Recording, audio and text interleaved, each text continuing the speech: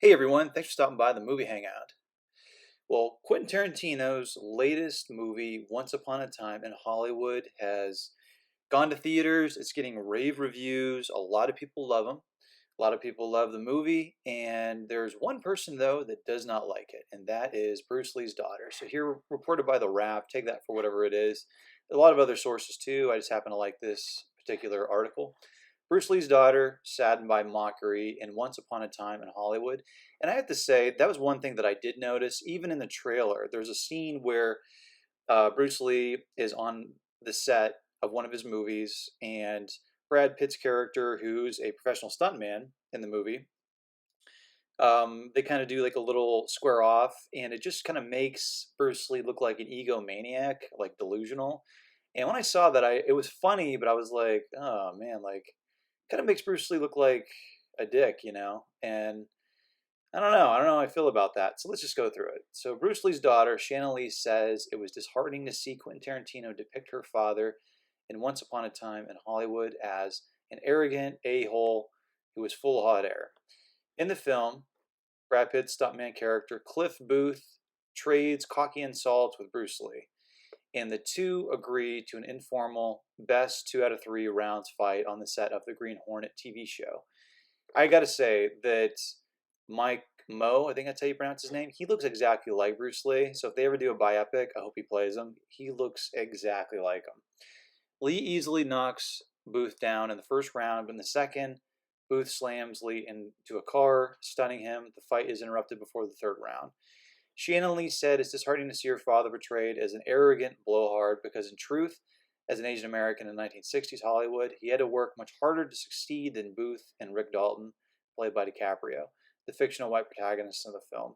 And I got to say, I don't really like constantly falling on your racial identity all the time and saying like, oh, as a da da da American, fill in the blank. It was so much harder for me and all that. I really stay away from that because I think it's really dangerous and it just separates people, divides people even more. And I just think it's really counterproductive and regressive. But I got to say, in this particular instance, I know a decent amount about Bruce Lee. That is actually is true. Bruce Lee's character, now here he's not wearing a mask, but in the show The Green Hornet, I think his character name is Kato in the show. He's wearing a mask, and the reason why was that the producers thought that his kind of Asian features would be considered grotesque to the American audience. So just imagine, and Bruce Lee was actually a pretty decent looking guy too. He was Chinese. He was a relatively handsome guy. A lot of people think so. So just imagine, you're a handsome guy, and they basically make you cover your face with a mask like Phantom of the Opera because you're just like because how God made you, you're just grotesque or something. I mean, that's really gotta put a sting, on you. And I highly doubt he was an egomaniac because of constant things like that. And if he was, more power to him because if people put you down all the time, you still have confidence. I like that. So anyway, it goes on. I can understand all the reasoning behind what is portrayed in the movie, she said. I understand that the two characters are anti heroes, and this is sort of like a rage fantasy of what would happen, and portraying a period of time that clearly had a lot of racism and exclusion. She had to understand that they want to make the Brad Pitt character this super badass who could beat up Bruce Lee, but they didn't need to treat him in the way Hollywood did when he was alive. I mean, she's kind of losing me here. I mean, come on. A representative for Tarantino did immediately respond to a request for comment Monday. He comes across as arrogant a-hole who was full of hot air, she said, and not someone who had to fight triple as hard as any of those people who did accomplish what was naturally given to so many others. Sheena Lee saw the film Sunday. It was really uncomfortable to sit in the theater and listen to people laugh at my father. She said that her father was often challenged and tried to avoid fights. Here, he's the one with all the puffery, and he's the one challenging Brad Pitt, which is not how he was. And what I'm interested in is raising the consciousness of who Bruce Lee was as a human being and how he lived his life. All of that was flushed down the toilet in this portrayal and made my father into an arrogant punching bag.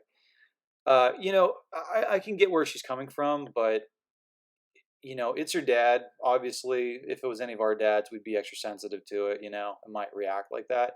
As somebody that was not related to him in any way, um, I could see how, depicting him as maybe totally different than he actually was in real life is a blow, but I mean, it's not like the end of the world. I really don't think that fans of Bruce Lee are going to look at that depiction by Tarantino and and it'll totally change their understanding of him, because Tarantino movies are outlandish. They're not realistic, and they're just meant to entertain. Um, let's see, it goes on, blah, blah, blah. She said that she didn't take an issue ever with Mo, the serious Bruce Lee fan who was playing him in the film. She said he did a good job in some of his father's mannerisms and his voice. But I think he was directed to be a caricature. Well, obviously, because everything in Tarantino movies are a caricature. Shannon Lee clearly doesn't understand that this is not a biopic of what Hollywood is actually like. It's a story. It's entertainment. Um, let's go down here. The full scene with Bruce and Brad is far different than what it was in the trailer. Bruce Lee was often a cocky, strutting braggart, but Tarantino took those traits and exaggerated them into the point of an SNL character.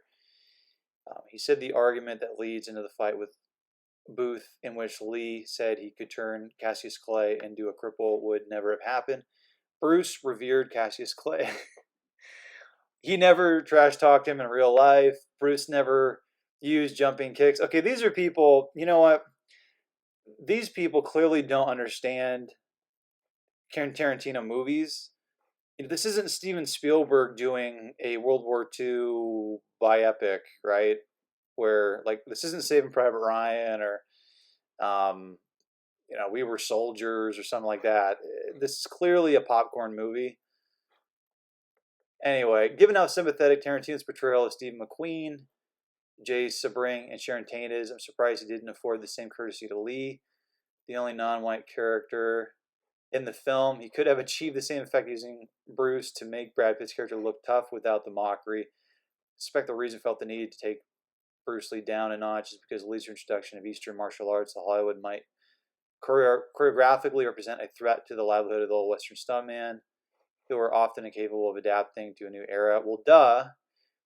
I mean, all of the heroes. If you know anything about film, all the heroes like back in the '60s and '70s, pretty much the '60s, were it was like the John Wayne guy. Just kind of lumbers around, says something, and then he reaches back and he punches somebody, and the person just shoots back over the bar or through like a glass window or something. And that was like the fight. Or somebody hits somebody over the back with a chair, and then he punches them. There were no kicks. John Wayne never. I don't think he ever kicked anybody in his whole career. And that was basically how fights were. You were tough because the script said you were tough. You could be like 50 pounds lighter than your opponent. The opponent could be like a bodybuilder, and the script says you're tougher than the guy, and the guy gets hit and he falls right down.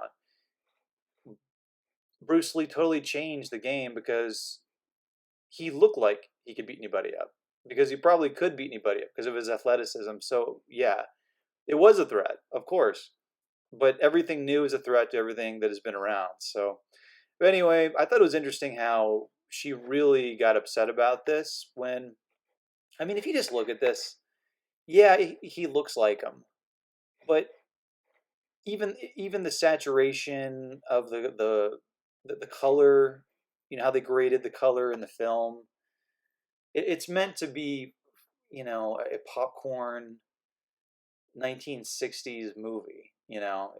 It's not supposed to be something that's like a documentary or really really realistic. It's a caricature of real events that happened in a year that really changed a lot of things in the country. So anyway, let me know what you think about that. Do you think that this is really worth um, Shannon Lee flying off the handle and getting all upset and going on and on about it, or do you think like this is just blown out of proportion and it's it's a movie? Who cares?